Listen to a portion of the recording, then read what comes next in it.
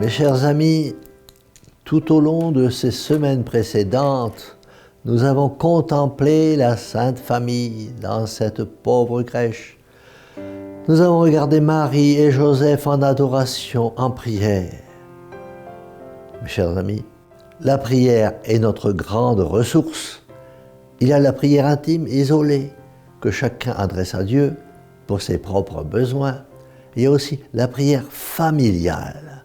Dieu, créateur des individus, est aussi l'auteur et le créateur de la famille. Foyer qui prie, foyer uni. C'est pourquoi nous devons faire la prière du soir en famille. Il n'est pas besoin qu'elle soit longue, il suffit de quelques minutes, passer tous ensemble, parents et enfants, à genoux, devant le crucifix ou l'image de Notre-Dame. Parents, en faisant la prière en famille, vous donnerez l'exemple à vos enfants. L'enfant est essentiellement imitateur.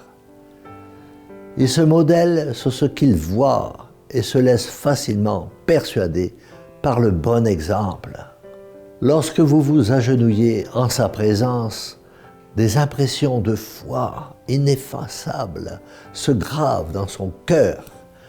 Il apprend dans ces pieuses réunions de la prière à mieux aimer ses parents. Son âme s'épanouit dans la tendresse la plus vive et la plus pure. L'esprit de famille le pénètre davantage, il se forme aux habitudes simples et sévères. Et si plus tard de fâcheux écarts surviennent, les pratiques religieuses qu'il aura puisées au foyer faciliteront son retour et le ramèneront au bien. Et mes amis, plus vous serez religieux, plus vos enfants vous respecteront.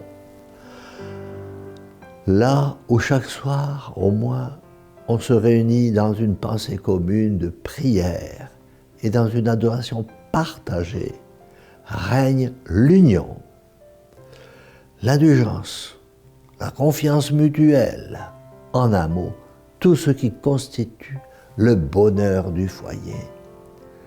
Je disais plus haut que l'enfant est vraiment imitateur. C'est pourquoi vous me laisserez ouvrir une parenthèse sur la pudeur indispensable dans un foyer chrétien. La pudeur, c'est quoi? C'est tout simplement avoir une discrétion, une retenue qui empêche de dire ou de faire ce qui peut blesser la décence. Comme ne pas se déshabiller devant les enfants, ne pas se laver entièrement devant les enfants, ne pas prendre votre douche avec les enfants, ne pas faire rire sur les parties du corps et tant d'autres choses qui manquent à la pudeur et qui scandalisent les petits. C'est montrer à vos enfants cette réserve chrétienne indispensable dans un foyer afin que l'enfant respecte ses parents et qu'il ne soit pas scandalisé par ses parents. Jésus en parle dans son évangile. Malheur à ceux qui scandalisent les petits. Mes chers amis, revenons à notre prière en famille. Si pendant le cours de la journée, on a eu le cœur attristé, froissé, par mille et une choses, à genoux ensemble, aux pieds de Jésus et de Marie, on se pardonne facilement et au souvenir de ceux qui sont absents ou de ceux qui ne sont plus. Les liens de charité se resserrent davantage entre nous. À n'en pas douter, une maison où l'on prie de la sorte est bénie de Dieu, même dans sa prospérité matérielle. Une providence particulière veille sur ses habitants. Dans la famille, nous mettons en commun notre travail, nos ressources, nos épargnes. Pourrions-nous rester étrangers les uns envers les autres quand il s'agit de Dieu?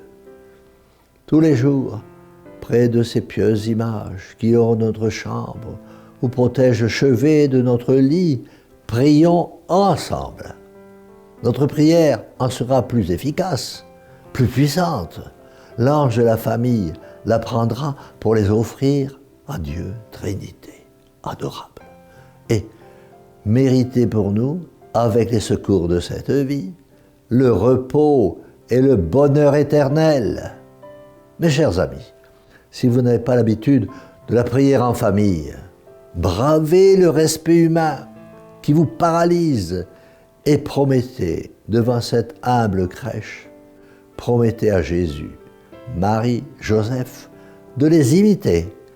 Et à partir d'aujourd'hui, promettez de prier en famille et Dieu vous bénira. J'en suis certain. Avouez, mes chers amis, que ce n'est pas très compliqué de dire en famille à notre Père et 3 Je vous salue Marie, avant le coucher. Alors, prenez de bonnes résolutions. La prière en famille attirera sur vous les bénédictions divines.